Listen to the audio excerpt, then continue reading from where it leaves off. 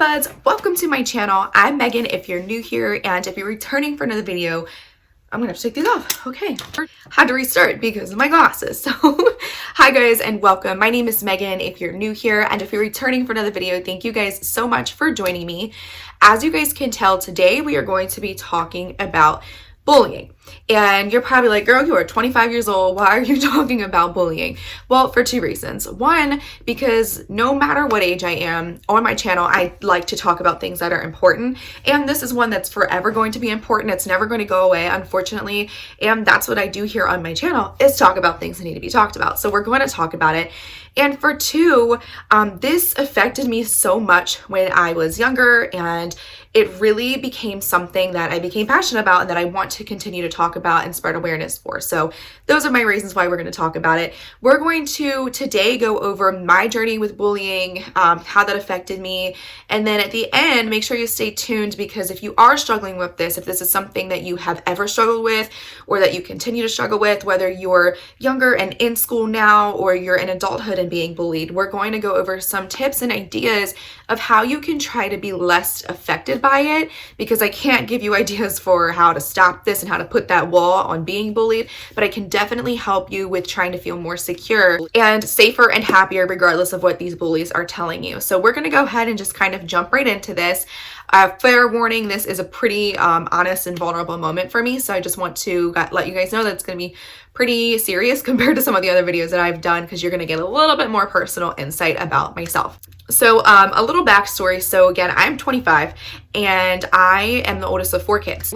And so from a really young age, unfortunately, I was really bullied, like extremely bullied. And I know that's something that's really common. So it's not something that I'm, sitting here saying I'm different or anything like that, because unfortunately this really crappy thing is very common. So I was really bullied as a kid, and it started as young as in elementary school. I remember specifically one time when I was like in 2nd grade, and I remember this, I've always had this curly hair, and I've always had the lips and the nose and the eyes, and just I've always looked the way that I look. And when I was in elementary school, I remember specifically a girl cut my hair, and she did it multiple times throughout the year. Nothing was ever really done about it, but she cut it like super short in certain places, with just scissors that she had in her book bag, because she was being mean to me. We also ended up going, I remember one time we went to recess, and the same girl and about 3 other girls who were her friends at the time kind of met when we were out on the yard, the recess yard or whatever the case was, and they literally in like 2nd, 3rd grade basically jumped me, without physically touching me, but they were spitting on me and throwing rocks at me, and they would throw spitballs in my hair all the time. So on top of cutting it, I would just be walking around with like random stuff in my hair, and it was like really intentional. Now, for those of you who don't know, I was also physically abused and emotionally abused at home. So as a child, I would be, abused emotionally and physically during school, and then I would go home and not be able to get away from that. And that's a topic that we're most definitely going to talk about in another video. When I'm ready to open up and talk about that and those moments in my childhood, being at home, we will do that. But for the sake of this video, I understand what it's like to just feel like, okay, I'm going to school and being bullied, and then I'm going home and being bullied, and you just can't escape it. And I think because I was bullied or abused at home, I was more vulnerable and more of a target for people at school, and it just became something that was irregular. So as I grew up and we went to middle school, by this point, the 4 siblings all got into a private school, and it was a private Catholic school, and we all went because it was just cheaper to send all 4 of us versus just 1 or 2. So we all went to this private school. Well, when we got there, this school was kindergarten or pre-K actually through 8th grade. And I believe it had less than 300 kids in the entire school. So very small, like a little county school. And with that being said, we get there and we're the only mixed children there. So everybody else is not mixed. And so we all got made fun of a lot for the dark features and for, the big lips and the crazy curly hair and all these just mean things that people would say. And mind you, all 4 of us look completely different, but it was very obvious that we were not we were mixed. So we did get bullied for that. The first week of being there, a girl and her male cousin shoved me up against the locker. They were trying to like shove me in the locker, but I was going through that weird fat stage, which we'll talk about in a minute. But you know, in middle school, you're chubby and stuff. And so I didn't fit in the locker, okay? But they did manage to open the locker next to it, and they like shoved my hand in it and broke my finger in the first week. I got an altercation there where I was like, people were throwing tissues at me. Ooh, people were throwing tissues at me. They were, again, like throwing stuff in my hair. They would like yank the back of my book bag down. I mean, it's just like so mean. And I didn't know why. I was like, what did I do? Like, I just came here. I don't know what I did. So that was pretty much my middle school years. And in middle school, there was like the group, you know, the cool girls or the mean girls is what I called them. But they were obviously really mean to me because, again, I was different. And then the guys that went to that school were also super mean to me. And like I mentioned, I was going through that stage where you do in middle school, you know, most people tend to get a little chubbier in middle school. And that's just part of what it happens when you're growing up. And the men were just so mean to me. The boys, I'll say, not men. The boys were really mean to me to the point that they were like, you know, just basically fat shaming me, just calling me all types of ugly. And they even called me like a gorilla. They used to call me a monkey. Like they used to just call me all these like mean and vulgar, rude names that really did create a really crazy insecurity in me at a young age. So I would come home, and I remember having conversations with my mom, like crying, and I was just so confused what I did and why people hate me. And I hated myself so bad. It got to a point where I was so insecure with myself and my body that I was taking showers in the dark, and I didn't want to see myself. I didn't want to see myself naked. You know, when I went to go take a shower, I just completely like would get naked and turn the lights off and not look at myself. I wouldn't look in the mirror when I got out until I was dressed. And then later in life, I found out that that's a pretty normal thing that kids who are bullied do, because they end up, you know, hating themselves so much for being body shamed that became a normal for me. And I also went through about 3 or 4 years of self-harming. I cut myself a lot, and I have a lot of scars and stuff from doing that, just from like not knowing how to relieve this pain and this like just not understanding why I was targeted so much. And it was constant. Like I said, it wasn't like I could go home and be safe. Now, that's not to say that I did not have my mom and my siblings who were very supportive and who did make me feel loved. And we'll get into that a little bit later when we go over the solutions about the importance of your tribe and these people. But yeah, so it was really bad in middle school. And then I get into high school, and I go to high school, and I go to a bigger school. It was a huge public school. And I'll be honest, like I got into high school and people started to like me. They were like, oh, she's pretty. Who's this girl? And I was like, yes, finally, some good attention. You know, I thinned out over the summer, and I just kind of came into being a woman, I guess you can say, like my womanly body versus like, you know, that weird middle school age.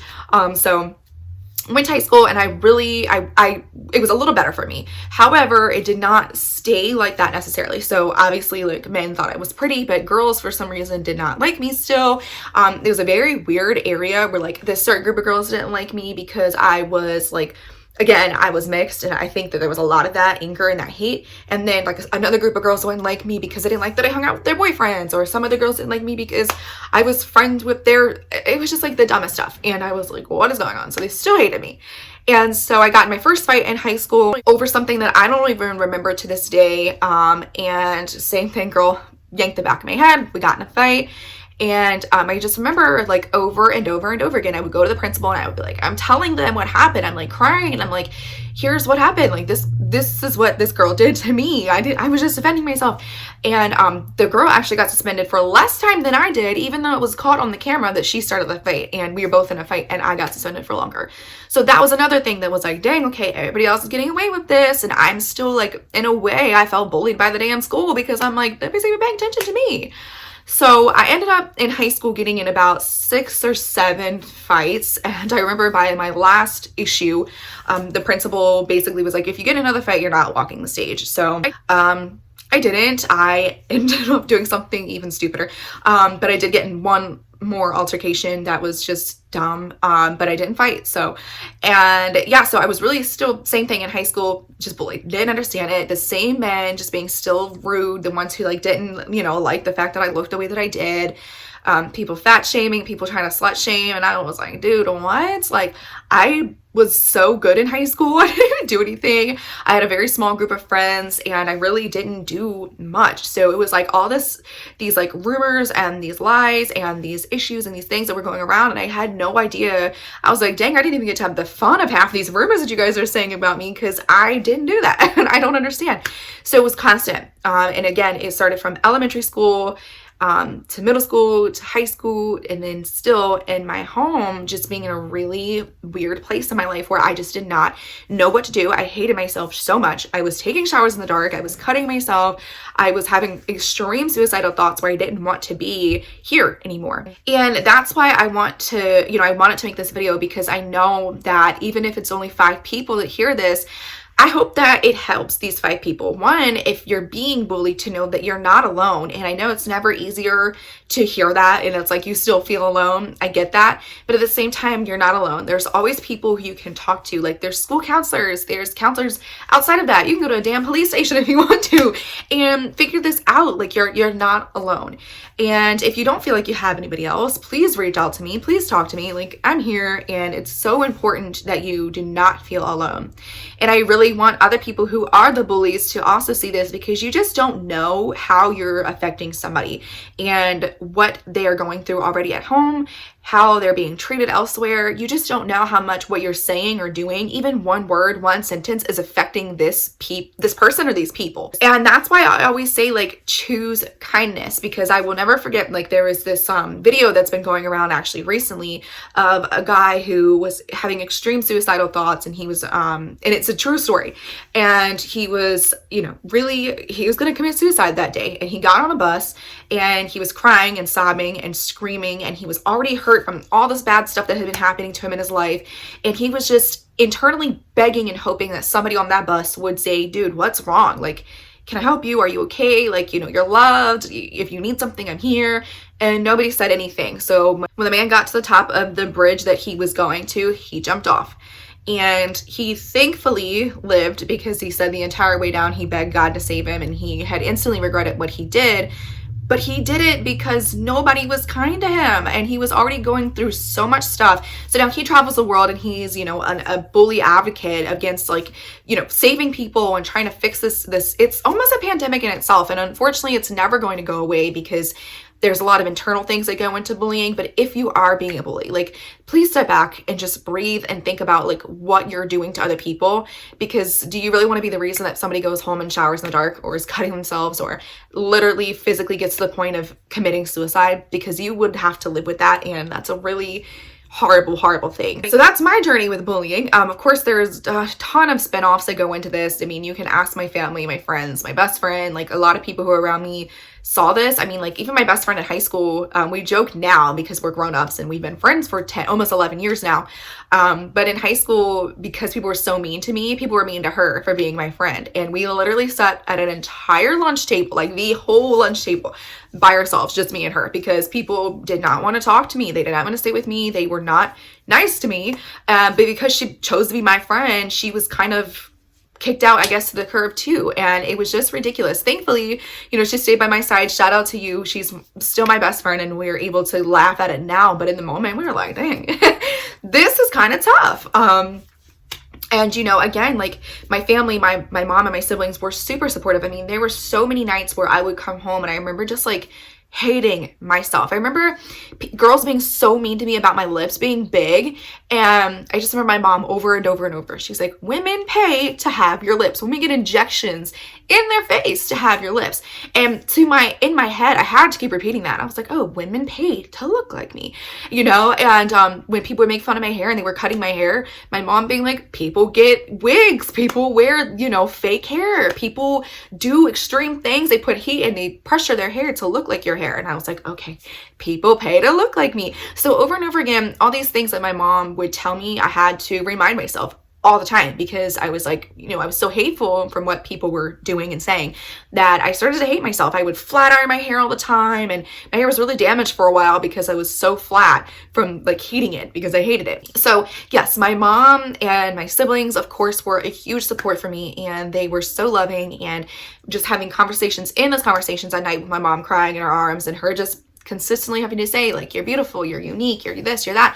And I really had to hold on to those things in order to be able to survive this, because I truly think if I did not have that support, as bad as it was, I don't know that I would be here talking to you guys and talking about this or anything. And I get really emotional about this because it's a really hard topic, and it's not even just about me or for me, but for every kid, every child who is being bullied. Like it can be so extreme, and it makes me cry, and I'm gonna cry because I've seen so many like younger kids, like middle school ages, committing suicide, and that is just ridiculous. They shouldn't even know what that is, and they're committing suicide because of being bullied and being harassed and embarrassed and abused at school or at home or both. And why? Like, why do we do that? It's so sad, and it's something that I just want to continue to speak about. So before I start crying more, that is my journey with bullying and how extreme it can be. Now, I will say,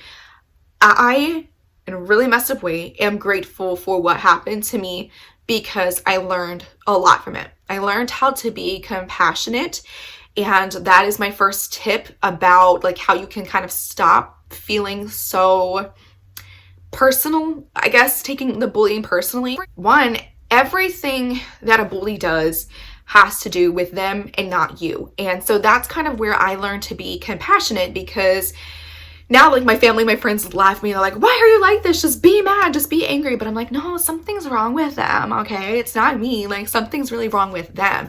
You know, they're mean to me because they're insecure, or they're mean to me because they've been abused, or they have a horrible family life, or whatever the case is. So my family and friends are like, what is wrong with you? And I'm like, something's wrong with them. I'm okay. I feel bad, you know?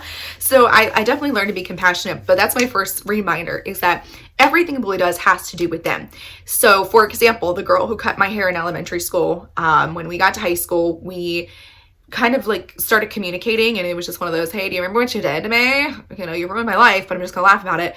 But you know, so we talked about it, and come to find out, long and behold, she had something going on at home throughout her childhood that I would not wish on my worst enemy.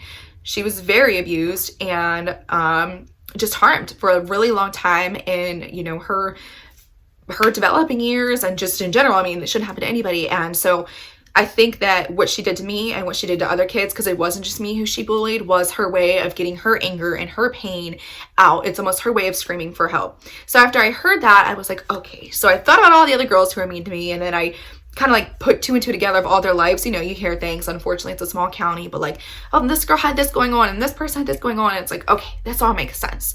So it really taught me to be compassionate. I'm not saying that you have to be super nice to your bully and be like, let's be best friends, because that's not what I'm saying. But I do want to remind you that it doesn't have to do with you, okay? You're beautiful, you're unique, you're amazing, you're special, you're everything that you want to be, and then some. You're not what the bully says that you are. Just know that when they're saying these things and they're doing these things, it has everything to do with the person that they are, their insecurities, their pain, their trauma, their anger, the things that they have not dealt with or figured out how to live through. And you should not take it so personally. I know it's easier said than done, but if you can kind of like pull yourself back for a minute and just be like, okay, what's wrong with you? You know, don't ask them that, but just try to like be more understanding that that is unfortunately 9 times out of 10 how that situation works, and you're just better than that. So just know that, you know, it's everything to do with them, nothing to do with you. So number 2, the biggest thing, one of the bigger things I would say, as I mentioned, is find your tribe. So find your group of people who love you regardless, because it is important to have like real support and love. And it's harder to love yourself and to be supportive of yourself if you feel like nobody else around you loves you or cares about you, because then you just get it all in your mind. So like I mentioned, for me, it was my mom for sure. My siblings, when I got to high school, my best friend, and to this day, these people who stayed in my life during this time are still my friends, because they were such a lifeline to me. They're still my obviously my family, but like my best friend is still my best friend. And she saw me go through a lot, you know. My family obviously saw me go through a lot and deal with a lot, but having my mom constantly telling me, hey, people are paying to look like you, or you're beautiful, or you're, you know, and I'll be honest with you, like she would even say, like, if you don't like your weight, because I was chunky, then we can figure out how to lose weight. But you know, she would always tell me, like, that's a normal thing. You're going to lose weight. It just happens when you get to high school. But if you're not happy now, like, what can we do to make you happy? When she, you know, again, about my hair, she would always like make me wash my flat iron out because she's like, it's beautiful. Then take me to some store and women, like grown women, being like, wow, you have beautiful, beautiful hair. And I was like, oh, thank you, you know. And I learned to love myself more because of my tribe. I had those people who loved and supported me and helped me through so much. And that's so necessary. So even if it's just one person, if it's 5 people, whatever the case is, make sure you find a tribe that makes you feel secure, makes you feel safe, makes you feel like you can be yourself. Because again, regardless of what people say about you, you are unique. And you guys know that I feel that way. Like, you're a beautiful, beautiful person, and you are put here for a specific reason, not to be what the bully wants you to be, says you should be, thinks you should look like, whatever the case is. I don't care, and neither should you, because it doesn't matter, and you're going to grow up and you're going to move past this, and these people are going to be in a weird place in life and you're going to be thriving. So just know that when you find your tribe, it does tend to be a little bit easier to get through these situations. And then number 3, this one's a little bit, I definitely know easier said than done, but is learning to not care what people think so much. And I'd be lying if I said that I'm perfect at this, because I still have situations where I'm like, okay, well, that sucks, you know, that person feels that way. But learning not to care, and there's a ton of videos out there, and eventually, if you guys would be interested, I would like to kind of do a video about this as well. But when you don't care what people think about you, then you're fine, because it doesn't matter. And one of the best things of advice that I ever heard is, you know, like when people tell you to mind your business, well, what that person thinks about you is their business. So if you just mind your business, then you're not gonna be minding their business, which means you're not gonna hear the crappy, mean, stupid things that this person has to say about you, right? So learning how to just not take everything so personal, I think that's what it is. And I've always been a person who felt like everything was a personal attack on me. For example, I don't know if you guys remember, this is so not funny, it's so rude, but if you remember that app, I don't remember what it was called, but where like people would ask questions, but it was anonymous, so you couldn't see it. And I remember, I knew exactly who the girl was because of the way she was like texting and talking, and we have had plenty of altercations in the past, and I just knew it was her.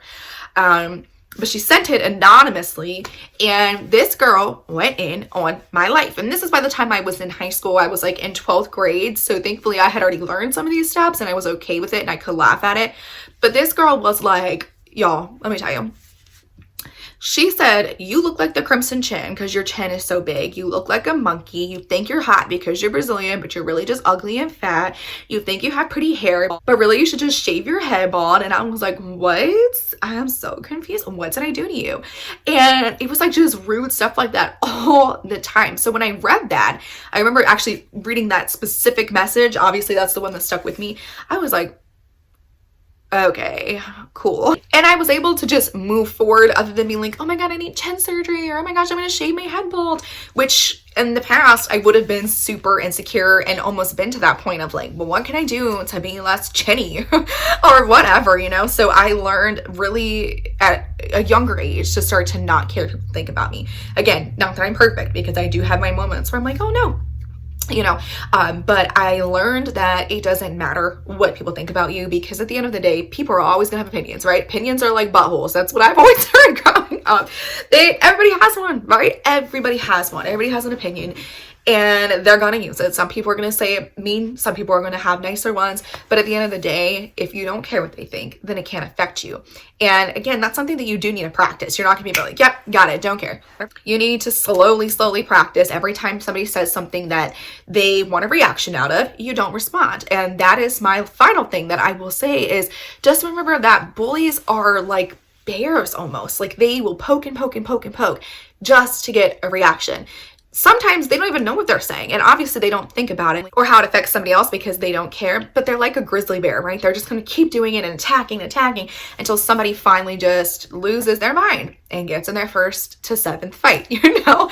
And it's not worth it. So just remember that they're like animals, and they're not They're just doing it to get a reaction out of you. And if you don't give them a reaction, unfortunately, they're either going to move on to somebody else or they're going to keep doing it, but you're going to be able to be strong enough to say, it doesn't bother me. I don't care. And lastly, guys, if you feel like you have nobody to talk to, again, you're just lost, you're confused, you don't understand, please reach out to me. Like, I'm always here to listen and to talk to you guys. Like, definitely drop a comment, message me, whatever the case is, because I understand how difficult this can be. This is a really hard thing to go through, especially if you're going through it in your childhood years.